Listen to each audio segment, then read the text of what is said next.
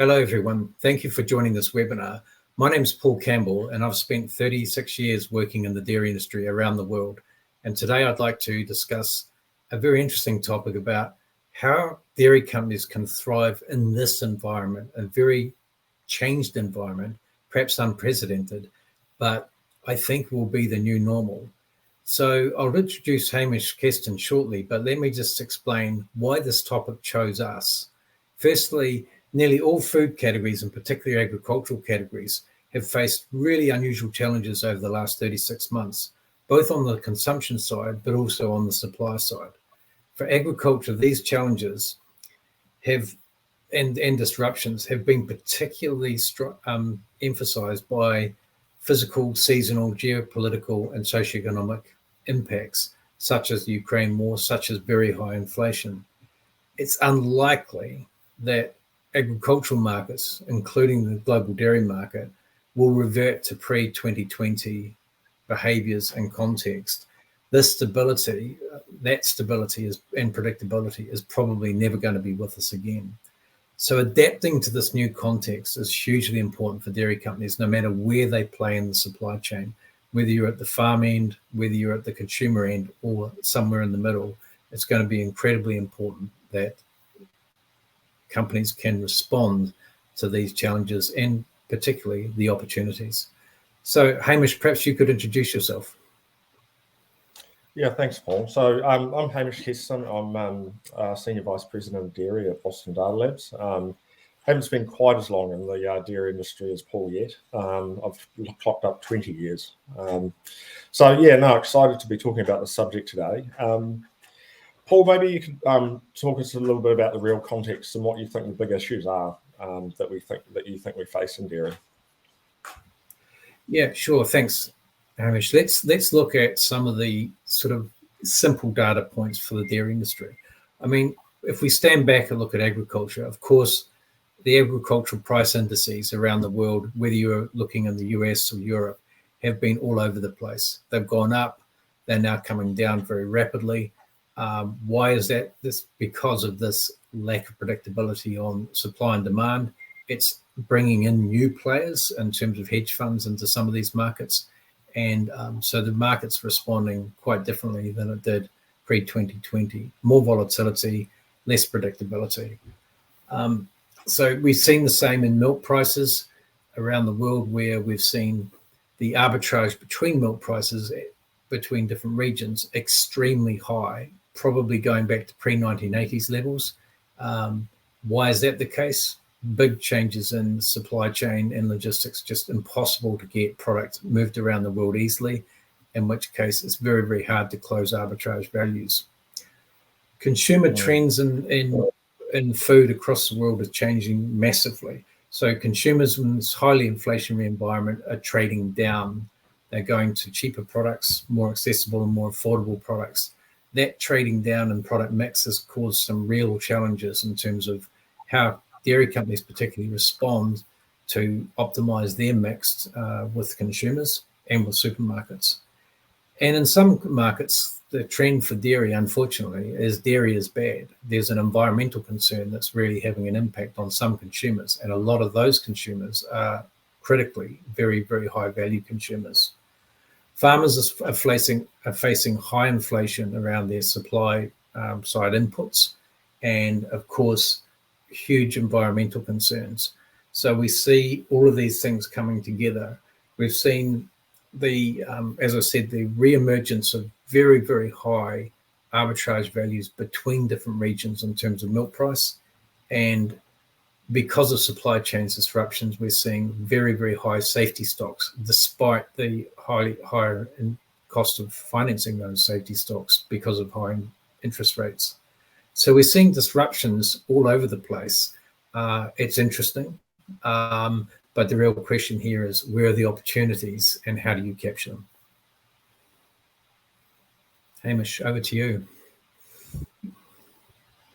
Yeah, I think in terms of sort of dairy, there's a number of things we need to think about to drive the response to dairy customers. Top of mind for me is there's a lot of talk about there'll be increased customer price sensitivity. But then cost of living concerns are driving rapid substitution between supply options and also across products. So, for instance, from a milk powder to a filled milk powder, and I think some of these drivers will override sort of short-term concerns about environmental impacts. And why I think that is, during the last sort of GFC, what we saw is people's demand for organics really dropped off. And so although they kind of valued that and that had become part of their daily sort of shopping, when it came down and they were squeezed, they saw it as a luxury item. And so I think in the short term, people won't be quite so worried about sort of some of these environmental concerns around dairy and things like that. Instead, they'll be looking at sort of their wallet and things like that. I think there's difficulty in responding quickly to changes in consumer demand. And it's just like, you can't turn the ship sort of quickly. And so even this will be storable and long life shelf products. And so this is going to ride in either more write-offs or having to sell products off cheaper and generating sort of other inefficiencies. And I think the combination of both high financing costs of holding increased safety stocks and the high risk of getting the stock wrong and stock aging out is also going to have a significant impact in terms of dairy. And then the other factor is just with so much volatility in terms of pricing, really knowing what to pay for milk and when and how to lay the volume down, there's just going to be a lot of uncertainty, and that's going to create sort of price risk both upstream and downstream. So, Hamish, we've talked a lot about the kind of the challenges out there. I guess the question that a lot of our audience will have is, so where are the opportunities? So where do you see the opportunities in this kind of market context we have now that could be going for some time, perhaps forever? Yeah, I think it's all about how dairy companies set themselves up to respond, and with these sort of all these supply chain disruptions and volatility that we're seeing, you need to be able to respond in an agile and much quicker way. And so it's easy to say that companies with agile people, systems, and processes will create the most value, but I guess it comes down to kind of what does this really mean? So for me, it's the first one is about building the right culture, and sort of key parts of that is information sharing, so that what the salespeople are seeing at the front line, what procurement people are seeing in terms of what sort of they're bringing in, is being shared across the organisation, so you can put the pieces together, and then critical thinking and having the ability to have those open discussions and challenge each other about it. And then I think also it's gonna feel like because you're going to have to take more risk and there's less predictability and certainty. So risk taking is also another important part to build into your culture. The second point I think is about building and maintaining information and data platforms. So having disconnected systems and processes where you're not getting the data in real time, you're not bringing it together, whether that's through a single tool or through a data lake that you can then access and do the analysis on.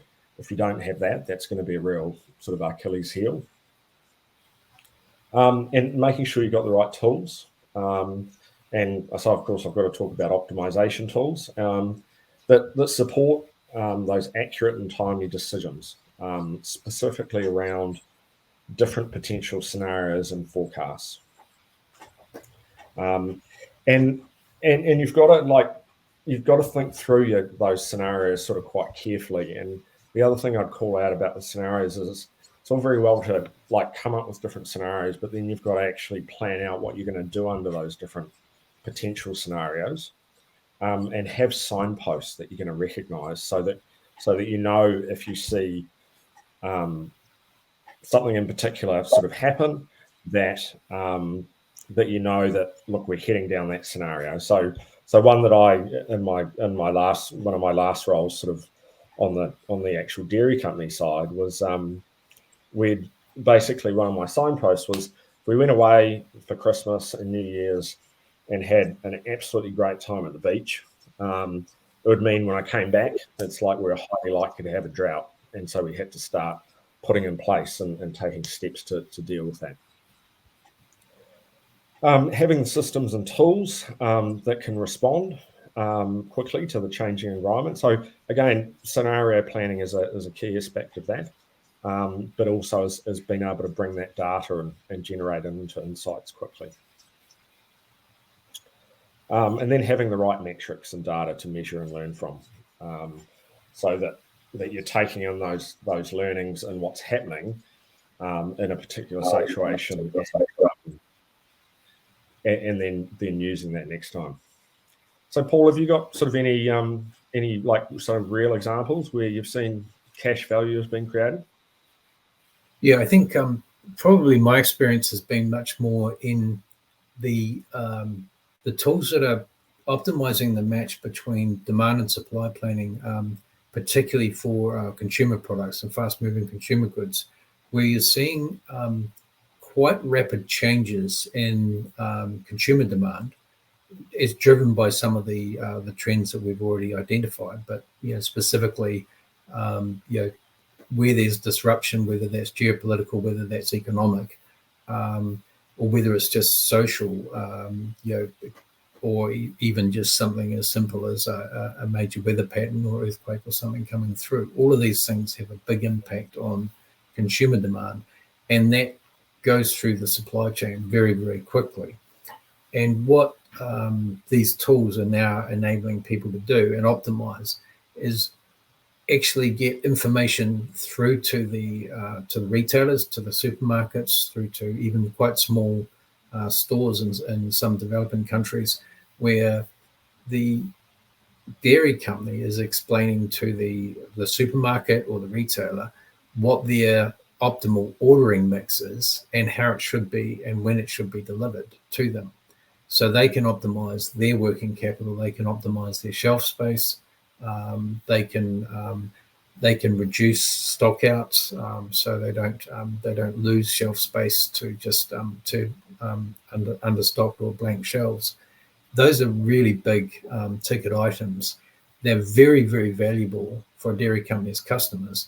But when you then turn back and look at all that information coming in, it means that the production planning, the transport planning can all be optimized around those things. So it means that you get a much more integrated position. And the sort of things that you see in these things is, reducing stock outs on supermarket shelves by, 30%. And that's a big and very valuable thing to be able to offer your customers. It creates value immediately for them. It also creates value immediately for you. So getting those things right and being able to respond to changes is really important. Additionally, particularly for fast-moving consumer goods and particularly short shelf life dairy products, having the wrong mix results in having to discount or even dispose of product, and that's just tremendously expensive and wasteful. So by putting these tools in place, it's possible to provide real benefits right across the supply chain, reducing inventory and even not just finished product inventory, but all your packaging inventory and everything else is very, very important in today's context. But as everybody knows right now, you've still got to hold safety stocks because you're not sure exactly how the supply chain is going to be responding behind you. But those things can be planned. Issues can be mitigated where they're seen in different scenarios planned forward. So I think all of these things give real benefits to a dairy company, but they also give real benefits to a dairy company's customers, whether they're big or small. on the probably the hidden benefit of a lot of detailed planning and scenario planning is actually just getting consensus on what the plan is going forward. So if everybody in a company has the view of today's consensus on what's going to be made, what's not going to be made, when and how it's going to be delivered, then it's tremendously valuable. Now, that's not to say it won't change tomorrow, because, of course, the market context can change tomorrow. But at every step, having one version of the truth, one version of the optimal position to take is incredibly valuable for companies in this environment.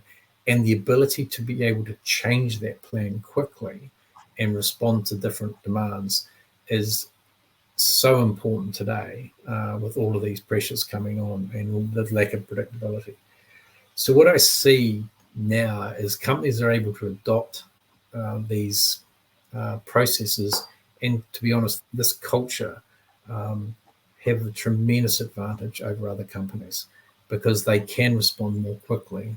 They can respond more comprehensively to changes in the market. They can plan for different scenarios. They can plan their risk for different scenarios and choose, proactively what they're going to do before a scenario hits them. And that's very, very important.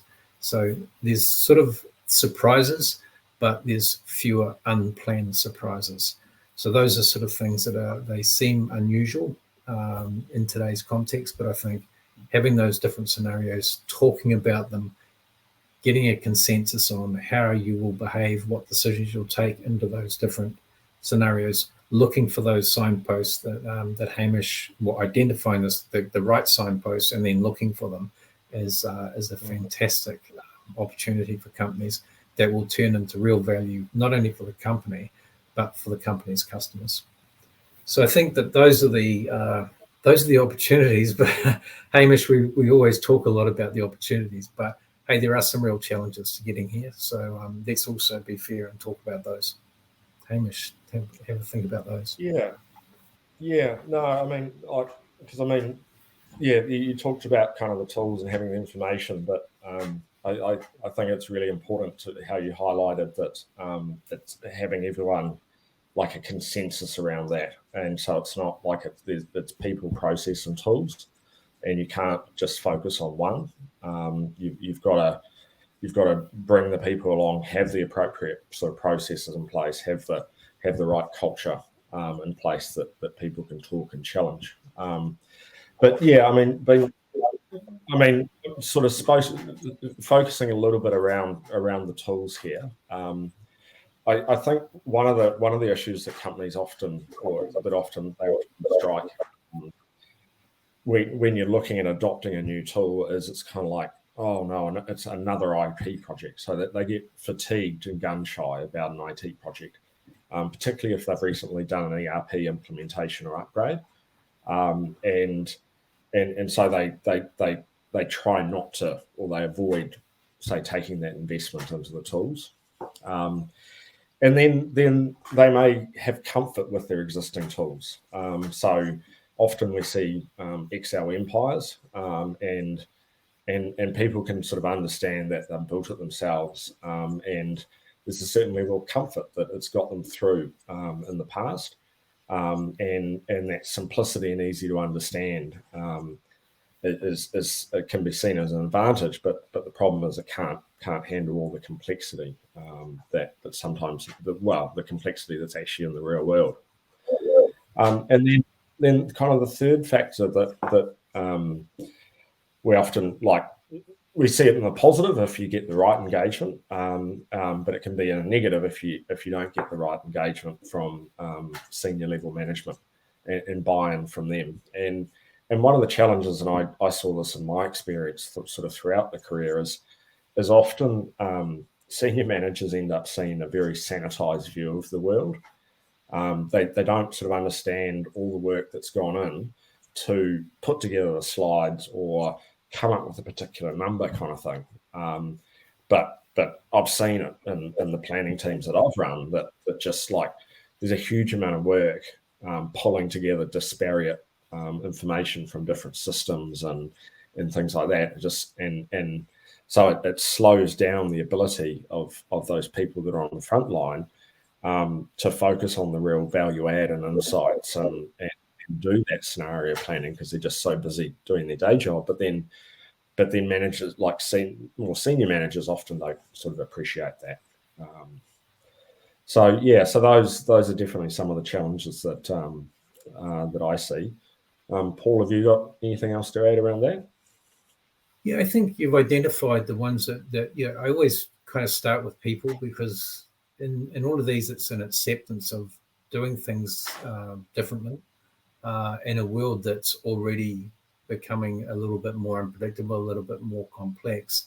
And I think getting people to be open about that, and speaking as someone that's managed a lot of different companies and projects, it's a lot of the time it's the managers may not have the experience of the new tools themselves, and quite often it's the younger staff and the newer staff that have that experience, and so it becomes a much more challenging to listen and to recognise that the expertise sometimes is in different parts of the organisation where than it would traditionally have been the case. So I think there's tremendous value and opportunity in that for both managers and staff, to come in and really find new opportunities to work differently together. But that requires an openness and a comfort with doing that in a very difficult context where, frankly, the risks are quite high. The opportunities are high, but I think there's a lot of people that are looking at the other side of that, saying, "Hey, the risks are quite high." But I think that the people side is important. I think the other thing that I always believe is the time to do these things is not 24 hours.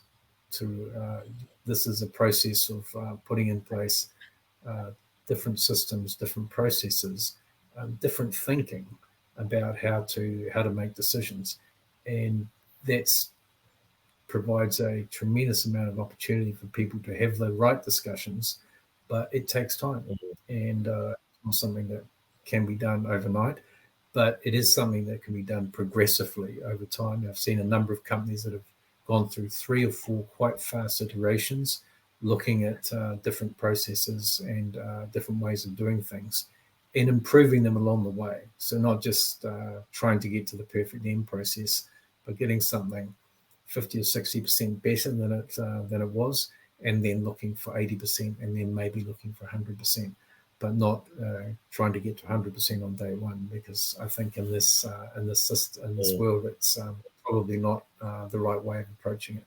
So those are the big things, I think. But we have to be honest. I mean, these solutions take time and energy and investment to make work. But I think the opportunities that they create for companies are huge and very sustainable. So they're not fleeting kind of pieces of value, one-off pieces of value. They're recurring pieces of value, and particularly if companies are able to improve the speed and the accuracy of the decision making around some of these things, that is enduring competitive advantage. So I guess, what is the real, when we talk about realism here, the time to do these things, I mean, what do you think about that? You mean the timing of when to kind of start? The time when to start, and when do you see some positive results, and then when do you see the refined results? I mean, no, I mean, there's a great quote, like often overused, but when's the best time to plant a tree 20 years ago? When's the second best time to plant a tree today? And I liked what you talked about in terms of don't necessarily go to get 100% there, like get like 40% there, then go for 60 and then 80 kind of thing. Because with all this uncertainty that you're seeing, you don't necessarily know what the perfect end solution is going to be like. So I think it is important to have kind of medium term where you're putting something in place, testing it, seeing if it's working, and then reassessing, and then saying, well, where do we need to get to kind of next? So, and I mean, something that we focus on when we're doing an implementation is it's not spend 6, 8, 9, 12 months sort of building something and then finally get the solution at the end, as we look to implement and drop different modules as we go, and embed those within the company, bring the company along, make sure they understand it, and then we learn from that and then work out where the next steps are.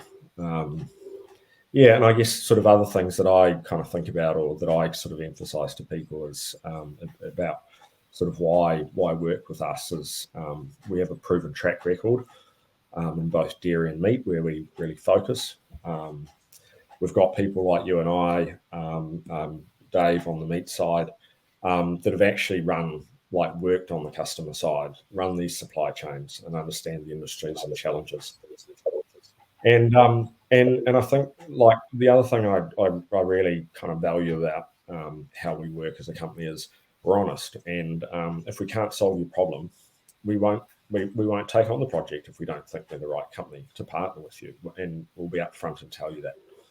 And then I guess the kind of what gets me up and gets me excited is we've got a bunch of really smart people that thrive on solving complex but real world problems, who are just incredibly customer focused about delivering sort of real value, and not just doing it in a theoretical sort of context. So I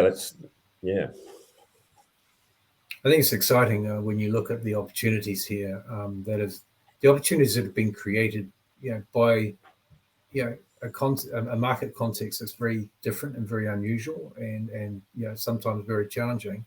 But the opportunities that are created by the expertise and data expertise and just sheer intelligence of people working on that front, with people that have been working with dairy product mix and dairy categories and dairy supply chains for a huge number of years.